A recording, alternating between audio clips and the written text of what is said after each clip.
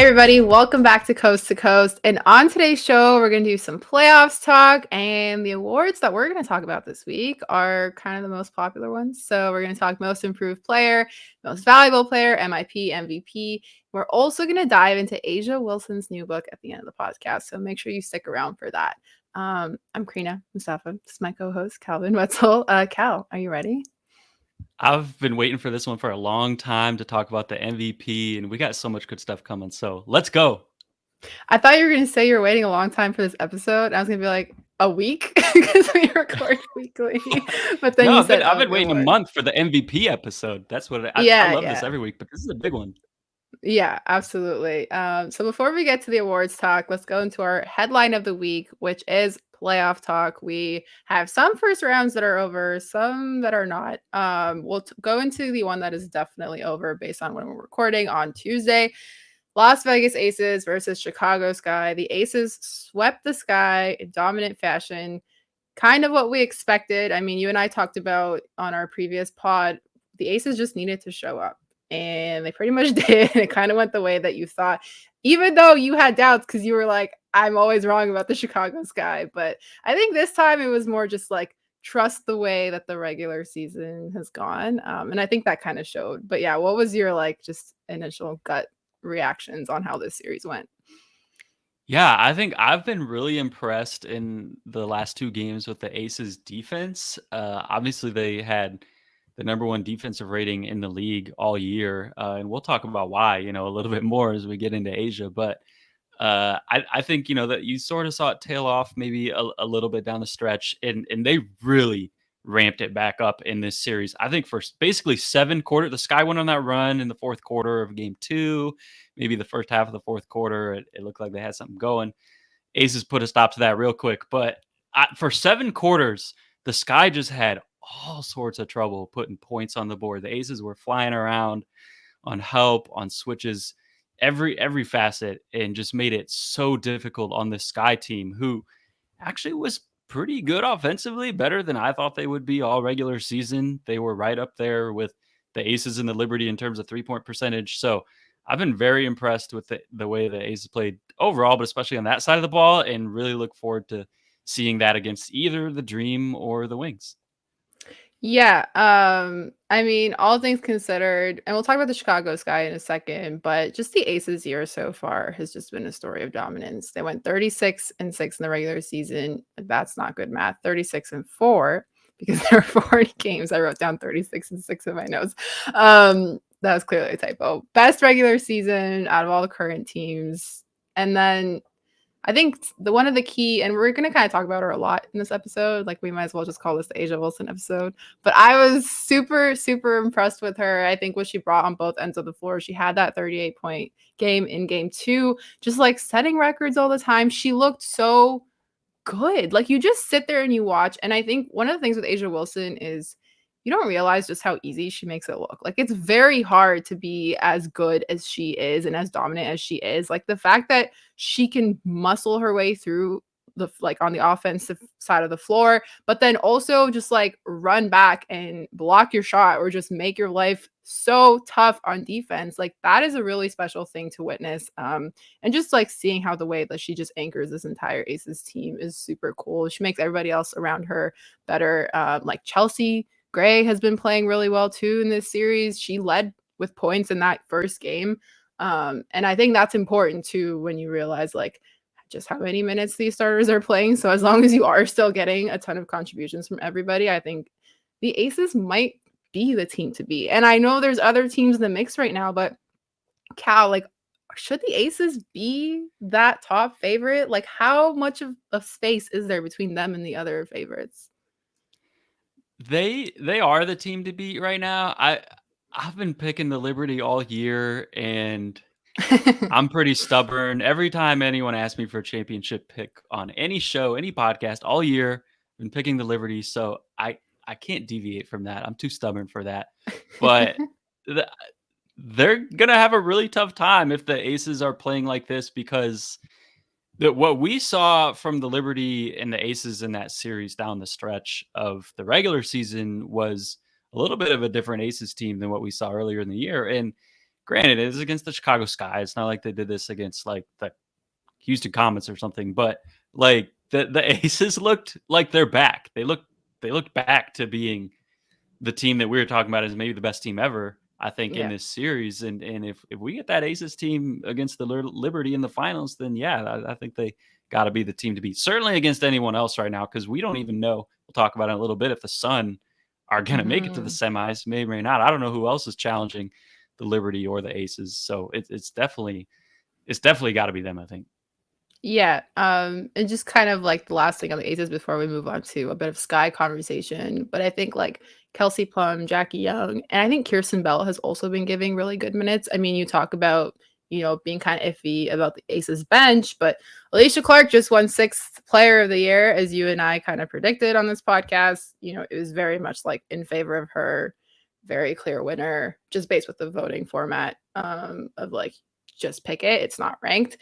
So you have her, and then the fact that Kirsten Bell is coming in and having as many minutes, I think she was like a plus 10 on the floor in their more recent game. And I just like she brings such a good impact to take some of that pressure off of the starters. And when you come in and you know your role and you do what you're supposed to do, I think it just makes everything so much easier and a big reason of why the Aces have just been able to be themselves. So yeah, I would not want to run into them. We'll see winner of Wings and Dream. We'll see what happens with that matchup, and we'll talk about that once we do know who the winner of that series is. But yeah, they seem to be the team to beat right now. Okay, let's move on to the Chicago Sky because they are now officially eliminated from the postseason. If you guys haven't checked it out yet, make sure you go check out Richard Cohen's 2024 offseason guide for the Chicago Sky on Her Hoop Stats. It is live, and a lot of information there about how their year went, kind of like who their free agents are, who like the draft picks, all of that stuff. I want to talk about the free agents for a little bit because some of them, and if you're watching on YouTube, I've got 3 of them up, including Courtney Williams, Alana Smith, Rebecca Gardner. There are more than just those 3. It's Ruthie Hebert, Robin Parks, Morgan Birch. I just didn't have enough space on the graphic to include them all. But so I just chose 3. It's no shade to anybody. I just chose 3 of the free agents that the Sky have. As we know, Ka signed that extension. Marina Mabry is also under contract. Izzy Harrison, who we haven't seen suit up for the Chicago Sky yet. Elizabeth Williams, Dana Evans, and a couple more. But what is kind of their next direction here? Because we talked about like it's going to be interesting to see who they retain. But like out of those free agents, Cal, like who would be your top priority that you would want to keep on this Sky team? To me, it's Courtney Williams, and this is no shade to the other ones. I mean, Alana Smith had a fantastic season. We might talk about her in a little bit too. I Mhm. think you get back Izzy Harrison hopefully from that injury. I think that sort of eases a little bit of that pressure in the front court though. And obviously you were without Rebecca Gardner all year, which was such a tough break. Loved what she did in 2022, but to me, Courtney Williams, this was a banner year for her, and this is I think she's the biggest reason why I was so wrong about the Sky all year. Number one, she's sort of It morphed into wasn't this Dana true Evans. Who was it? point Who was guard. the reason why you were wrong? It was Courtney All Williams. of them actually, everyone. It was me. I was just dumb. That's like don't need to sugarcoat it. But Courtney Williams, what she turned into this year in terms of number one, being a pure point guard and really distributing. And number two, my favorite thing is that she finally started taking threes. I was watching the other day the Aces game, and I was texting some people about this in game 2. She caught the ball in the perimeter. She looked down and checked her feet, and then she shot the 3. And that tells me like she cared that her feet were behind the 3-point line, which wasn't something that we used to see from her. She used to be completely okay taking those 20-foot jumpers, those foot on the line, those pull-ups. But she started taking threes this year more than she ever has, and they went in. She was good at them too, which is a big deal for this team, like we said, who was right up there with the Aces and Liberty in 3-point percentage. So Danny Barlavi was joking when we were texting that this was like James Wade's last little gift. He turned Courtney Williams into a 3-point shooter and then he left. But I think We're not going to talk I, about the draft picks then. yeah. Well, Well, that's up to you. But in terms of free agency, I think they should bring Courtney Williams back because I think she was a key piece and she really sort of developed into a very different player than she has been. And I've always loved her, but I've loved her as like a person, as a character, and now I actually love her game too this year. So I would love to see her come back. Yeah, I really like that pick. And I was able to see her practice when she was here in Toronto too. Was able to speak with her too. And like when you talk about her personality, like that is very much something that is apparent in those practices. She's joking around, but she's also just like motivating the team to do better. And I think it's a great presence to have. I think, she kind of joked about becoming a point guard now on her Instagram post and her "Thank You Chicago" post, which I thought was funny. That's what the first thing I thought of when you mentioned that. But yeah, I think taking that step to develop more of her shooting game is huge because she's a very good shooter. Like obviously, she's known as the I don't even know what the nickname is, like the mid-range mommy or something. I don't even know. Maybe I just said that like now, but if somebody knows what the nickname is for her, please let me know. But yeah, like she takes those jumpers, right? And to go and develop your game to develop more into a three-point shooter as well, to add that, to be really good at it is huge. I think any team would very much benefit from her, and I think this guy would definitely love to keep her. You kind of touched on the person that I would like to see stay with this guy, and that is Rebecca Gardner. It really sucks that she, got injured and just was out for the rest of the season, but I think she brings a lot of value, as we know, on the defensive side of the floor. And I'm just really excited to see her be healthy and play again. I think this guy could really use her, especially depending on who you might lose in free agency. But I think, defense is a big thing for them. And it also might give them some space to go after somebody more on like the offensive end, if they want to dabble in that in the offseason. But yeah, that's all on the Chicago Sky and the Las Vegas Aces. The only series that I think so far has gone pretty much the way you could have predicted. But we'll see in terms of like being as accurate as possible. But we'll see what happens next in the playoffs. Aces do face the winner of Wings Dream, so we'll see who comes out of that series. Let's move on to Sun versus Lynx because we have a game 3. And I don't know how many people would have thought that it would have been pushed to a game 3 just based on the fact that Connecticut beat Minnesota by like 30 points in that first game. But I think it was super cool that the Lynx came back and rallied to push to that game 3. What are the chances that the Lynx take this at home, because they are going to be at home now because of the format works, and we'll talk about that a little bit too. What are the chances that the Lynx take this and upset the Sun? Yeah, it's below 50-50, but they got a real shot. I think they got a real shot because of this format, which needs to go. I know you brought it up. We can talk about it. Yeah, let's talk about it. Um, oh, all right, let's talk about it. Well, all right, just to be completely candid, I think it's dumb. I think it's completely dumb. And I think when you look at how the format was, and the main problem a few years ago was that the 3 seed didn't really get rewarded in the fact that the 4 seed, that they had to play a single elimination game to start the playoffs, and you could be the 3rd best team in the league all year, have one bad night, and you're done. So the WNBA decided, all right, here's what we're going to do to fix that. Instead of rewarding the 3 seed more, we're going to take away the reward for being the 1 and the 2 seed and reward them less. So now the 1 and the 2 seeds that used to get those double buys now do the exact same thing as everyone else. They all play a series, a 3-game series in the first round. No one gets any buys. In those 1, 2, 3, and 4, they have one bad night. Now they got to go on a road for a single elimination game. It's like they fixed it and it's not fixed. It's still broke. So what needs to happen is either a 1-1-1 Mhm. or let's just go 5-game series all throughout. Let's just do 2-2-1. Go fight more games, more playoff. Who says no to more basketball? I understand it's not that simple sometimes in terms of TV contracts and travel and things like that, but I think they can make it happen. And the league is growing to the point where they should. So let's do it. That's my thought. Yeah, I have a couple of thoughts. One being, I think who would say no is probably like the overseas leagues who are like, give us our players, please. That's a great point. Just in terms of timing, I know like that's something, and of course, like with this season being the most games that they've ever had, like with 40, I think they were already kind of like towing the line with like how long the W season is going to carry on and before overseas starts. Because there are some players that as soon as they were out, they went straight overseas. So that's like one potential issue that I could see. Although I would love a best of 5 first round.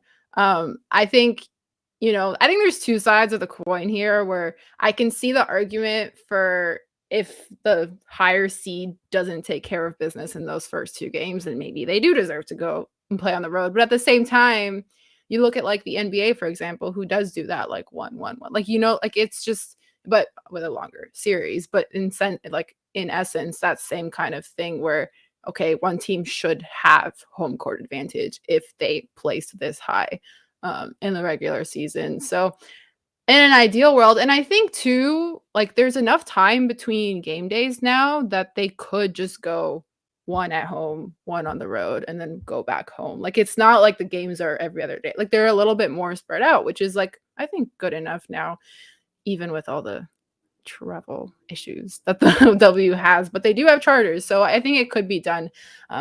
I'm interested to hear what the players think because like they are the ones playing the games. Like I don't know if there was like a survey or something done like to go out and just kind of get their thoughts because maybe that could help make a decision too.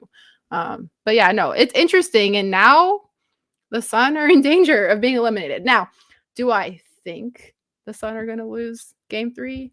No, but at the same time, it's not completely out of the question. Real quick, what do the Sun need to do better in Game 3 that they didn't do in Game 2? They need to be more disruptive. They need to make Minnesota uncomfortable. I think they let Minnesota get really comfortable in their offense in game two. K-Mac obviously stepped up. I think we talked about her last week. 6 for Yeah. 11 from three. She played all 40 minutes.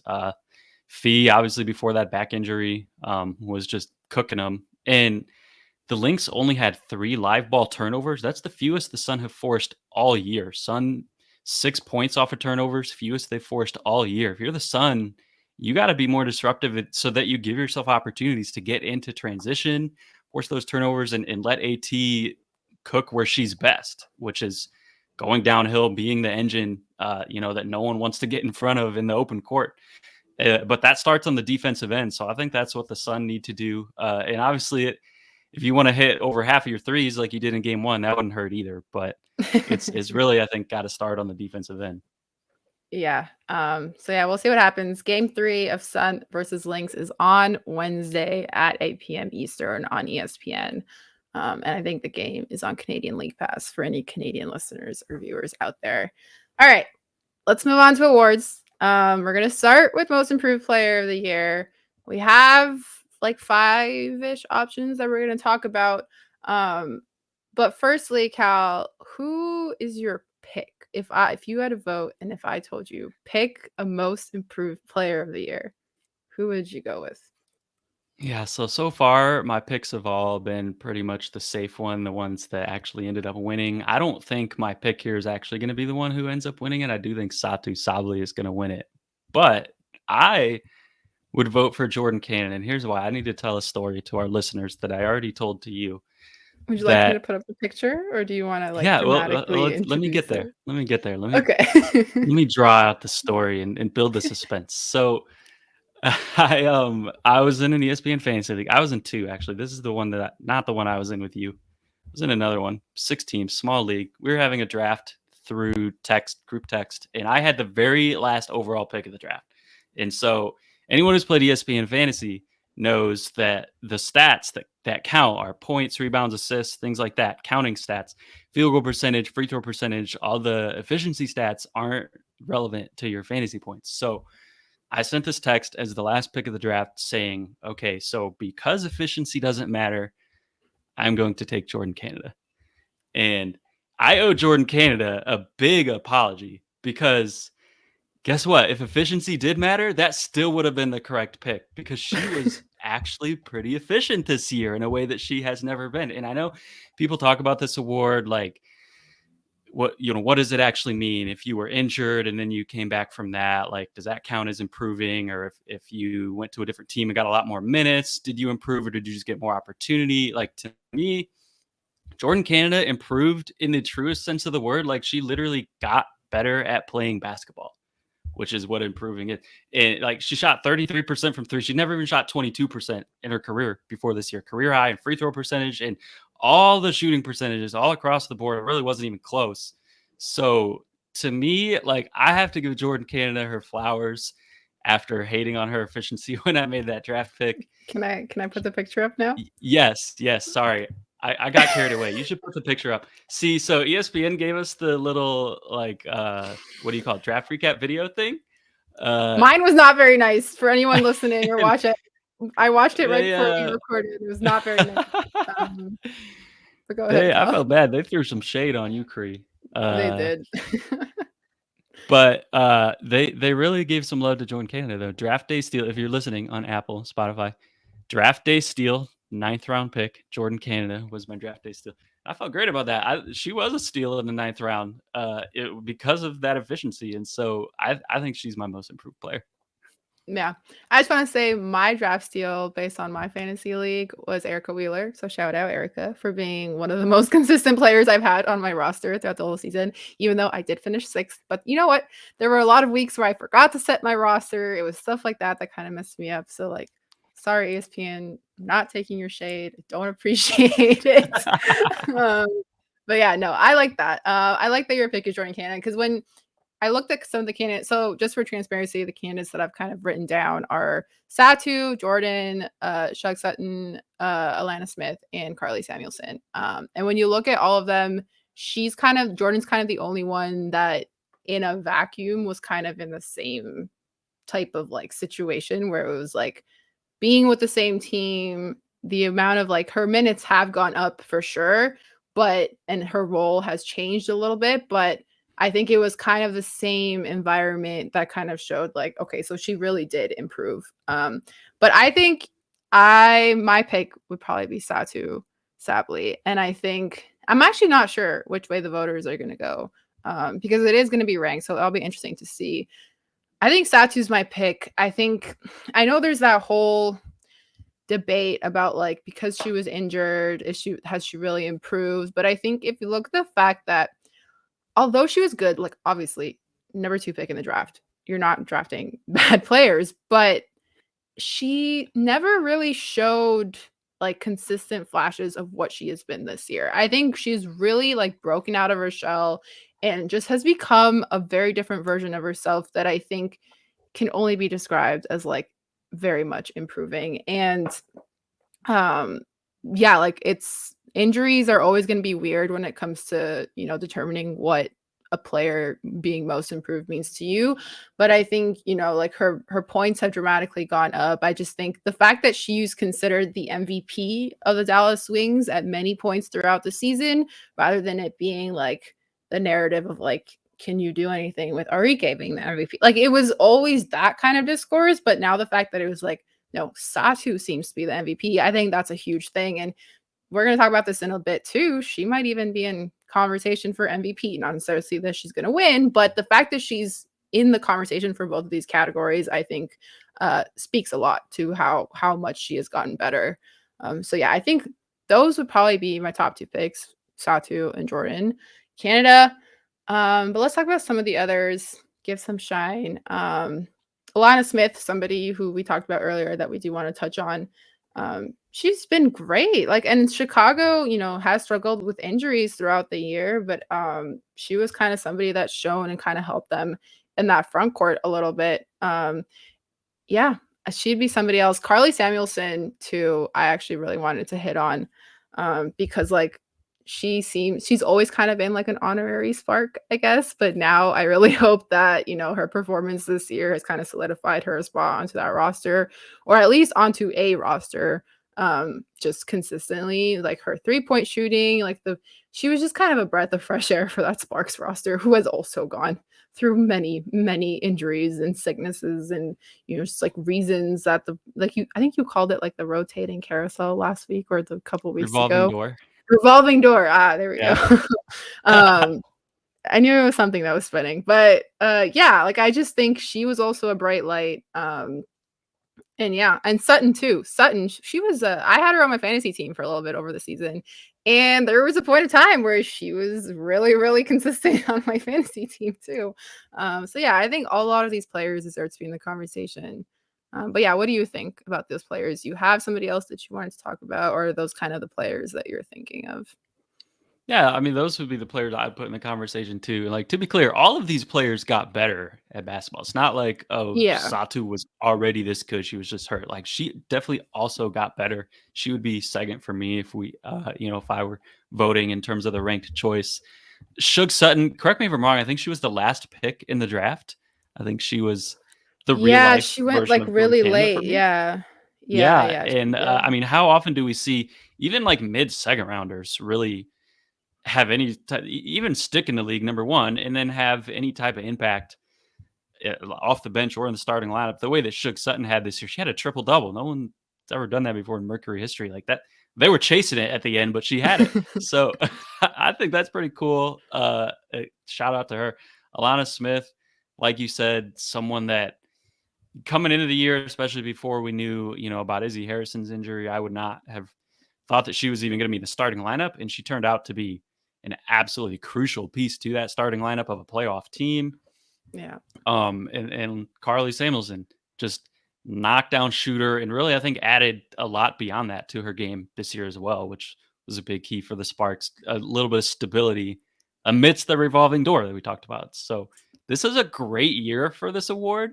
I think a lot of good candidates who we'll talk about it with MVP too. Some of these candidates may have won it in a different year and are just happen to play, have their improvement in the wrong year and end up coming up second or third. But a lot of Yeah. great candidates this year. I wish we had like a most improved team. Like we have an all defensive team, an all rookie team. Yeah. We should have like a most improved team. Let's just give love to 5 people. That would That'd be be great. cool. I mean, there's our most improved team. Yeah. So yeah, no, that was a beautiful way to put it. All right, let's move on to MVP, the big one.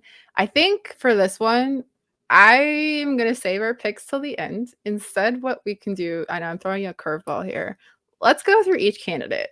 And just talk about Okay. them and Okay. what they mean relative to their team and how their season has gone. Just because I think kind of with MIP, the definition of MVP seems to be different for a lot of people. So I think the context of who these players were to their teams this year is a good thing to talk about. So going in no particular order, or maybe it is in order. We don't know. We'll find out at the end. But I'll start with Asia Wilson. Like I said, today is the Asia Wilson show or pod or whatever you It's want to call alphabetical it. order, right? Because apostrophe comes before L in the alphabet. Yeah, totally. Definitely thought about that. Yeah, let's go with that. Let's go with that.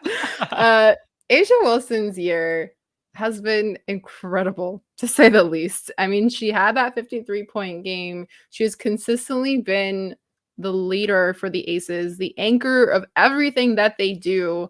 Amidst this like record-breaking season for them, she has shown through above it all. And I think that is remarkable in and of itself because like a lot of people like to say just because it's the super teams, like they can't get MVP or whatever. But I think when you have a player who is on a so-called super team, although at this point in the season, unfortunately with Candace being out, I don't know how much you can call it a super team just because like this Aces squad was kind of already assembled. So if you wanted to call them a super team like last year, the year before, sure.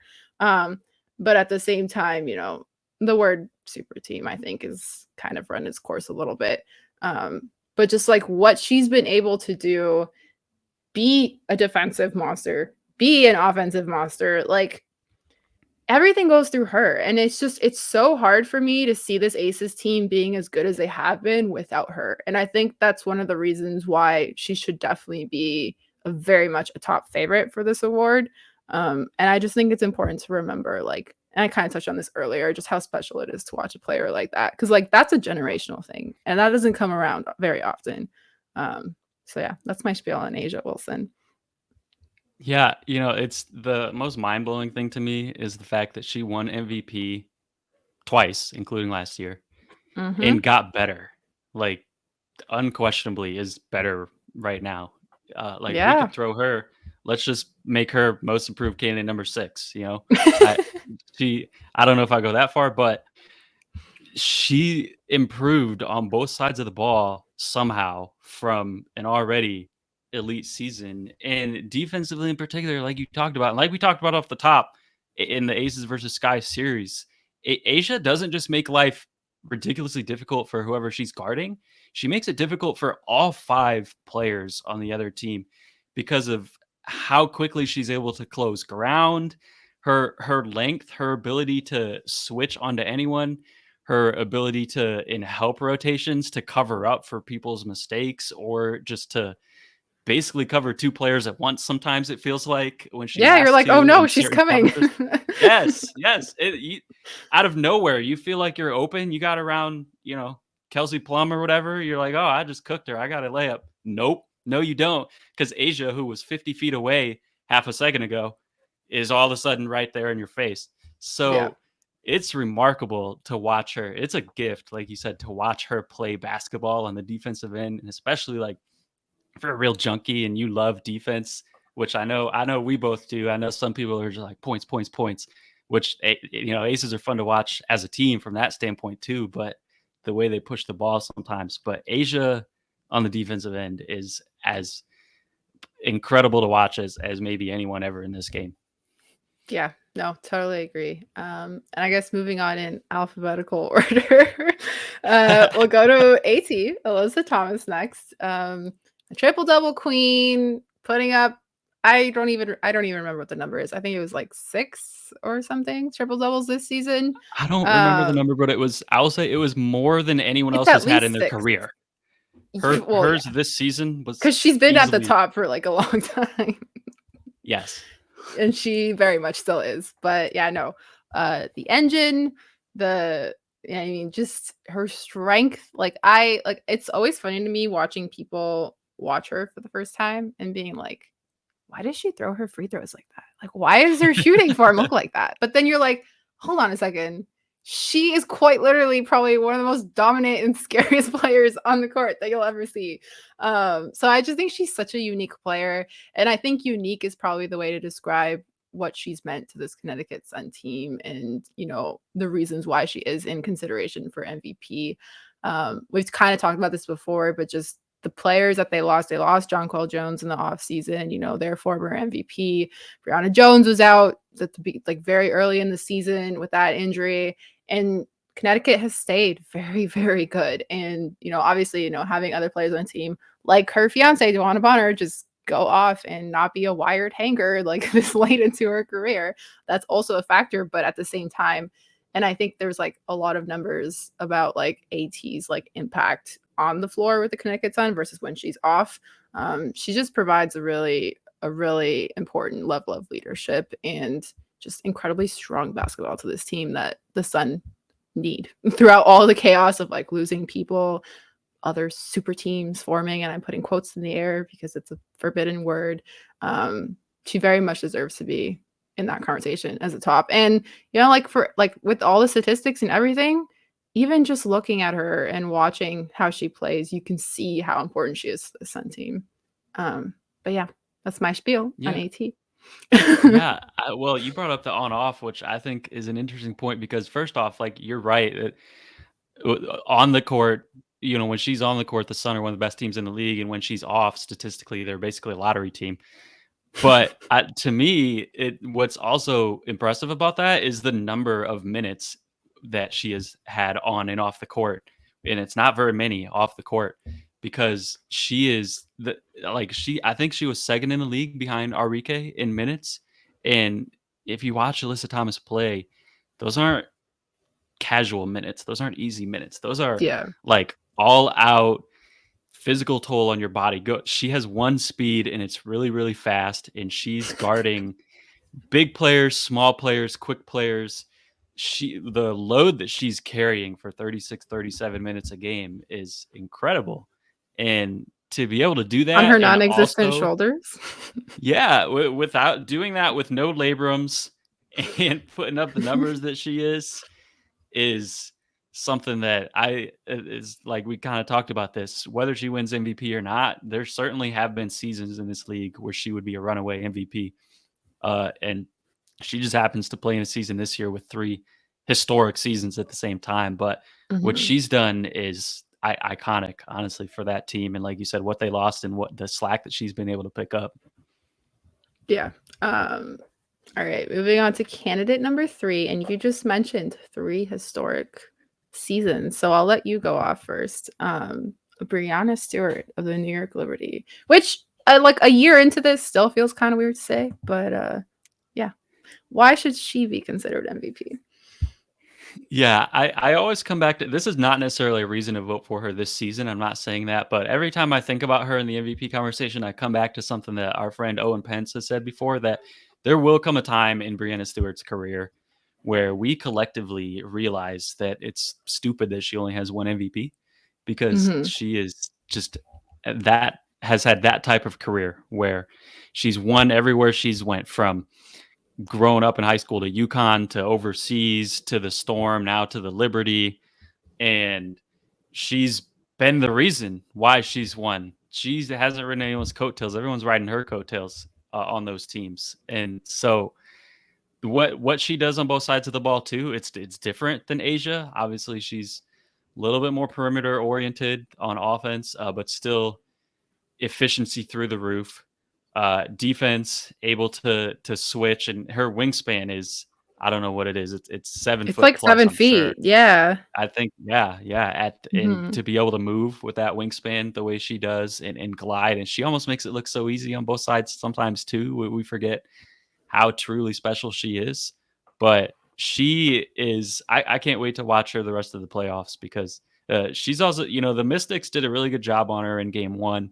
By the time this is out, game two will have happened. But in for the rest of throughout her career, she's been just that she's the all-time leading career average scorer in the playoffs. So she has stepped up her game in that area. But we're talking about the MVP. So just from the regular season this year, I also think she's averaging a career high in scoring. She's done a lot of things this year that even as high as expectations were, maybe not necessarily everyone saw coming on this quote unquote super team, as you say. Yeah, and I think, when one of your game plan is if everything goes to shit, give the ball to Stewie. I think that's very clear indicator of who the most valuable player is on your team. Like, it's literally as simple as that. And, like, you could honestly make that case for Asia too, but I think just, like, based on, like, I got to go to New York for the first time this year and cover the Liberty, and that was, like, one thing Sandy was really harping on in practice, and in media. So I think, like, when you have that kind of, like, okay, we have this game plan and this one, but then this one, in case everybody else is not doing well, give the ball to this player. I think that's a very clear indicator of what she means to this team. But yeah, those are our top 3, and I know I was gonna wait till the end for us to do our picks, but I kind of changed my mind midway through because I'm allowed to do that.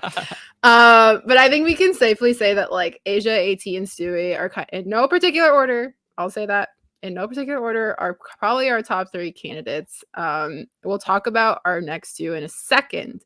But Cal, out of these 3, if you had to pick one to win MVP, who would it be?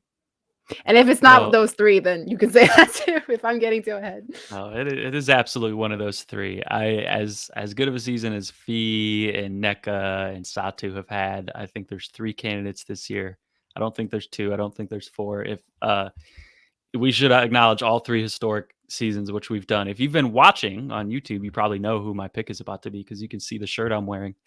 If most of you who aren't watching, I have to go with Asia Wilson, and I wouldn't argue if any of these three win it or if anyone voted for any of these three. But the reason is, I think Asia has basically been about as valuable as Brianna Stewart on the offensive end this year. Obviously, Stewie has sort of an edge in terms of shooting the ball, her range. Asia can hit the three. We don't see it very often. And then also just passing Stewie, I think something that maybe doesn't get talked about as much as her scoring and her defense is her ability to make reads and pass the ball and things like that. But which is, I think, an edge over Asia. But Asia is the type of player that when she decides she wants to score from the elbow, she's going to score. And her efficiency this year has been one of the best in league history, higher than Breanna Stewart this year, which is a really high bar.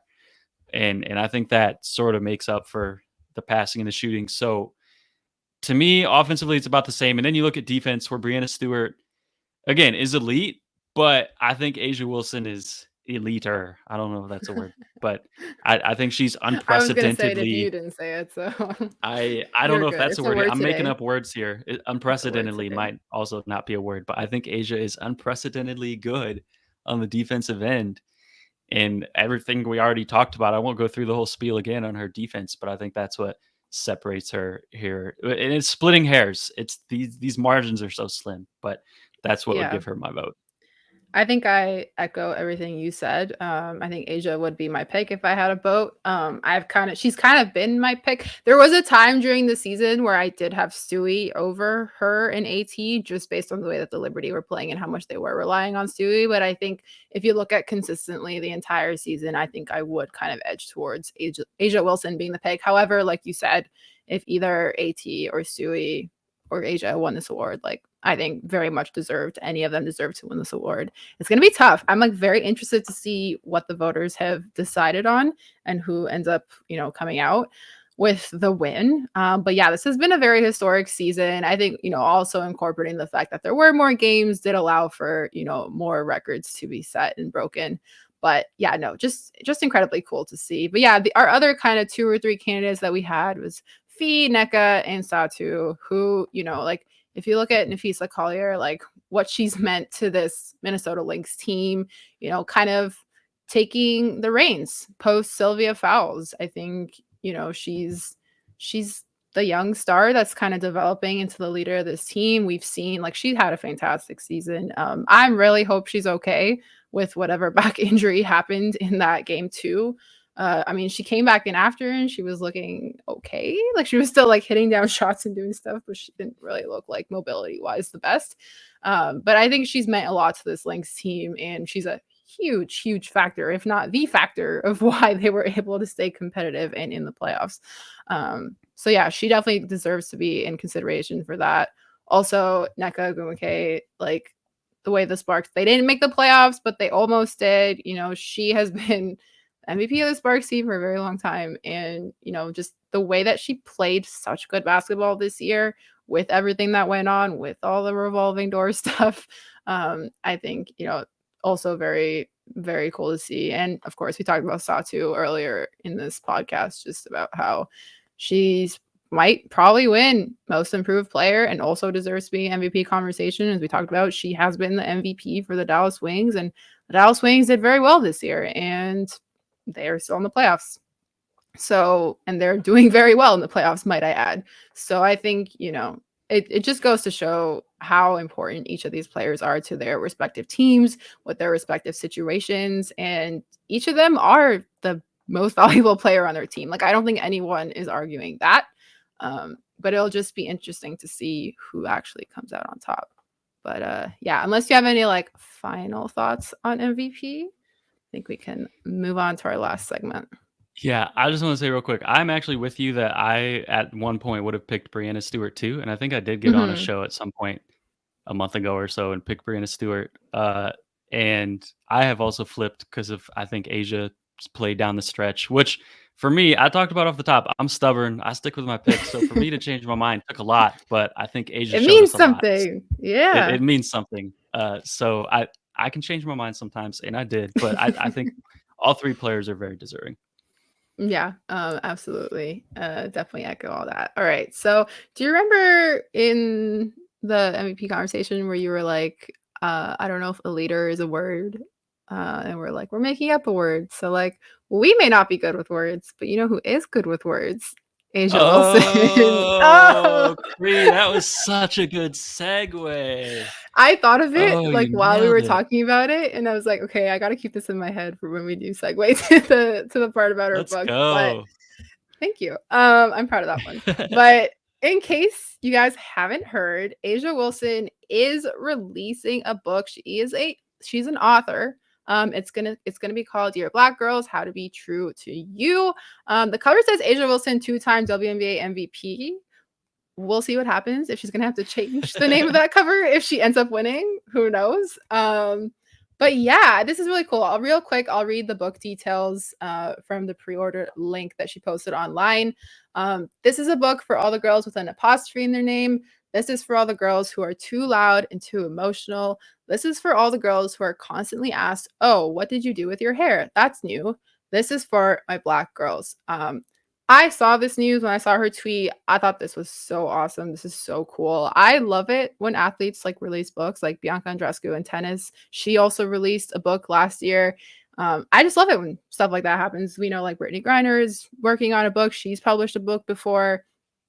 But for Asia Wilson to do it, for somebody who, is the face of the league, like she should at this point, like there should be no argument about that or debate. Like Asia Wilson is the face of the league. And we talked about her in every segment of this podcast today for good reason. She's so dominant, not only on the court, but also off of it. I think she's an incredible role model, an incredible leader. Just the fact that she like is writing and releasing this book, I think it's going to inspire a lot of people, a lot of little girls, a lot of Black women, a lot of Black girls. Like I think this is just like entirely awesome. And like I said, I'm not so good with words, so I can't say it so eloquently, but I just think that like this is really important for growing women's basketball, but also for just connecting with the community. But yeah, I just thought this was really cool and I really wanted to talk about it. So yeah, what were your thoughts on this? Yeah, well, for the record, you're fantastic with words. That's why you hold down the fort so well in this podcast. But so is Asia. Obviously, I love that she's putting out this book. I mean, if Nike, 2K, the WNBA marketing office, whoever is listening, like Asia Wilson is the face of the league. She is so marketable. Exactly what Cree said. She's dominant on the court, and she's such an outstanding human being off the court. She's such a fun personality.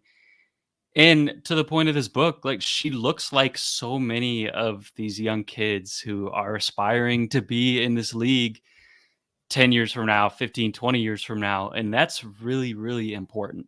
So I think this is a fantastic, the book. And also I would love to see her, like I said, get her own signature shoe, start to be on the cover of some things, maybe other than just a book, Mhm. but be marketed a little bit more because what she brings to the league, even aside from basketball, is huge and really, really important. No, it's so true. And I remember the first time that I ever got to interview her one on one, like outside of like regular media press conferences. It was a few years ago now. But she was kind of involved in the initiative with Dick's Sporting Goods, where they give a lot of resources to little kids in the area. So like they would have these like trucks that would like drive around the country, and so they did one in Las Vegas. And she was like giving away like book bags and things for like students, and I got to talk to her about it, and like I could just hear, how involved and how passionate she is in, being a role model for these kids, but also just like helping the community and just, getting really involved and connecting with everybody in basketball, just kind of making it more accessible for people. And I think like this is also a really great way to do that. So you can just see it in the person that she is and the things that she does. So yeah, I think she's a really good role model, and I'm very excited. After we get off this, I'm going to put in my pre-order for this book. I think it comes out like the first week of February, if I'm not mistaken, or I around there. believe I think that's February correct. Yep. 6th. February That 6th is sounds the all right. release date. I will also add the pre-order link in the YouTube description, and I think Cal will also add it in the podcast description for you guys to go check it out. Yep. Yeah, yeah, very Yeah. exciting stuff coming from Asia Wilson. Very exciting stuff. Playoffs, awards. I'm very excited to see who is getting announced in these next couple of days for most improved, and then I think MVP is getting announced next week, early next week. So yeah, I'm excited. Anything else to add, Cal? Just you're gonna be listening to this on Wednesday, so tune in tonight to Lynx Sun Game 3, first Game 3 of the playoffs. So excited, and I can't wait to get back here next week and talk about how that went. Absolutely. Thanks everybody for tuning in to Coast to Coast. You can find us on socials at Her Hoop Stats. You can find myself on Twitter at Crina MM. You can find Cal on Twitter at Wetzel31. You can also find me. You can also find us on Instagram. I think Cal, you have the same username I on do. I Instagram. do. Yep. And I am at Crina Mustafa on Instagram because Crina Mustafa on Twitter is unfortunately taken, which is why I have a different one for Twitter. But if you want to find me on Instagram, you can find my full name there. But yeah, thanks for tuning in to Coast, and we will see you next week.